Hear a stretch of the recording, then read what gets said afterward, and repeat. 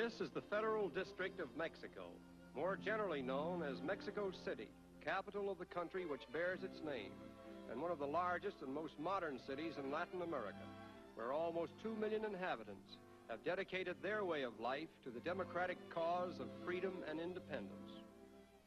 Since the arrival of the Spanish conquistadores over 4 centuries ago, Mexico City has undergone a series of thrilling transitions, appropriately commemorated by her impressive monuments, one of the foremost of which is the monument to Mexican independence, representing the heroic struggle that was begun by Father Hidalgo in 1810 and consummated by his successors in 1821. In an exclusive residential district where the Washington Apartments once housed the American Embassy, there stands a monument which symbolizes the great bond of friendship that now exists between Mexico and the United States, the George Washington Monument, presented by the American colony to the Mexican people on the 100th anniversary of their struggle for independence from Spain. One of the most conspicuous of the many monuments that serve as milestones in the history of Mexico is the one to Benito Juarez, who liberated his country from the yoke of French domination and inaugurated the first real progress toward a true Republican rule. Born of Indian parents in 1806, he overcame the obstacles of poverty and obtained an education which qualified him as a brilliant lawyer, statesman, and leader of his country. This impressive monument commemorates the Mexican Revolution, which produced a new constitution in 1917 under the leadership of the late President Carranza, whose mortal remains are being transferred on this occasion from a civil cemetery to an honored crypt under the monument. Attending the impressive ceremony is General Avila Camacho, popular president of Mexico, now serving the people, rich and poor alike, in the spirit of true democracy. The magnificent Palace of Fine Arts stands as a monument to all the people of Mexico, for it symbolizes their undying appreciation for the finer arts.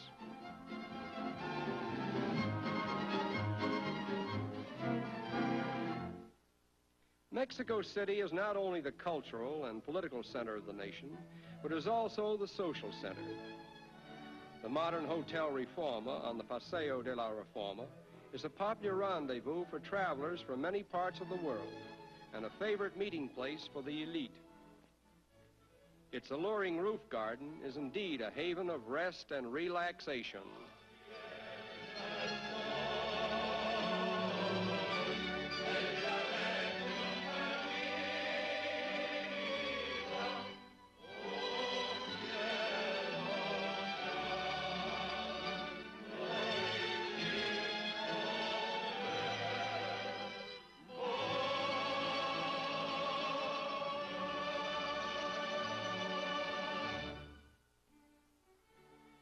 Foreign enterprise has helped considerably in the modernizing of Mexico City, and the offices of the Metro-Goldwyn-Mayer Company are typical of many American firms that enjoy the privileges of doing business side by side with their Mexican neighbors. The policy for closer relations between the two countries has naturally developed trade increases in all branches of business, and over 75% of Mexico's total exports are now sold to her northern neighbors.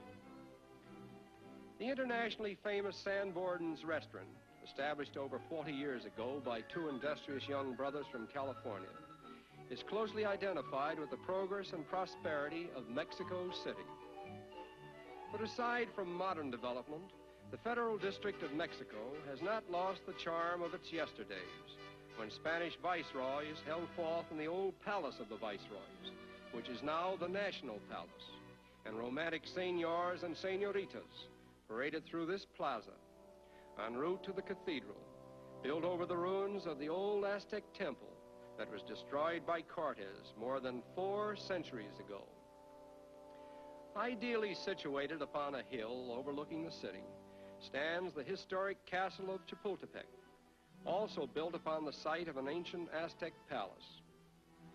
It has been the official residence of the presidents of Mexico since it once served as the royal abode of the Empress Carlotta and her unfortunate husband, Maximilian, during his turbulent reign as the Emperor of Mexico by appointment of Napoleon III. Diverting our attention from the dramatic history of Chapultepec Castle, we were amused with a little sideshow staged by an odd trio of friendly enemies.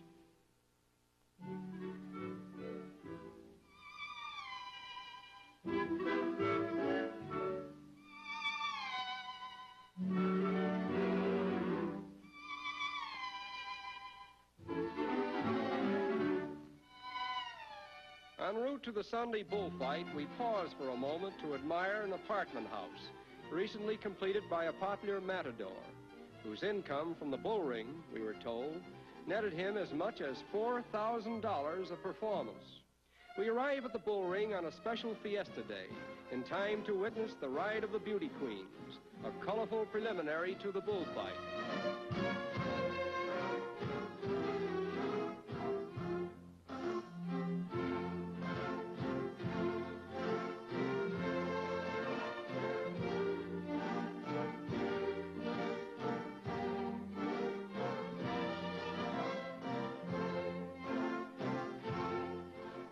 This arena will seat over 30,000 spectators, and it is one of the largest of its kind in the world.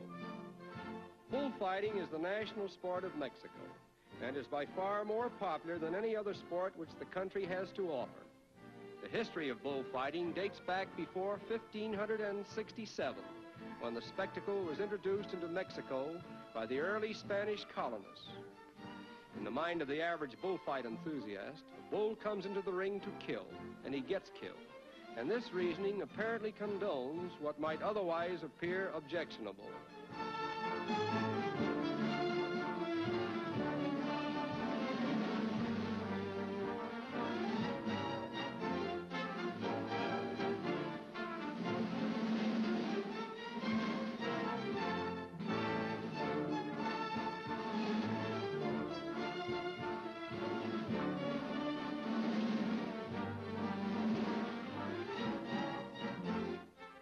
Audiences are supercritical and intensely emotional. If a performer violates a single rule in the slightest degree, he is booed and hissed as loudly as he is applauded if his performance is good. Sometimes the bull gets more applause than the matador.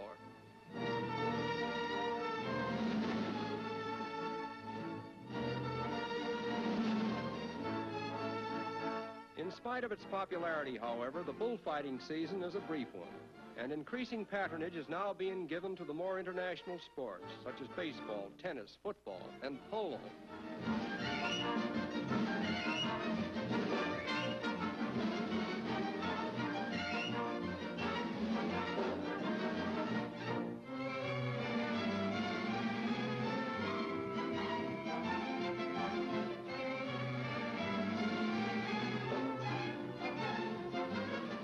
Another very wholesome sport that is gaining in popularity throughout Mexico is the grand old game of golf.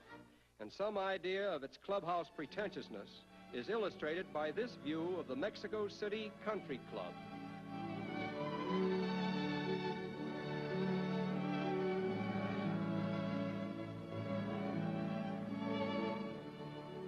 And it is here, in this golfer's paradise, that we say adios to modern and beautiful Mexico City.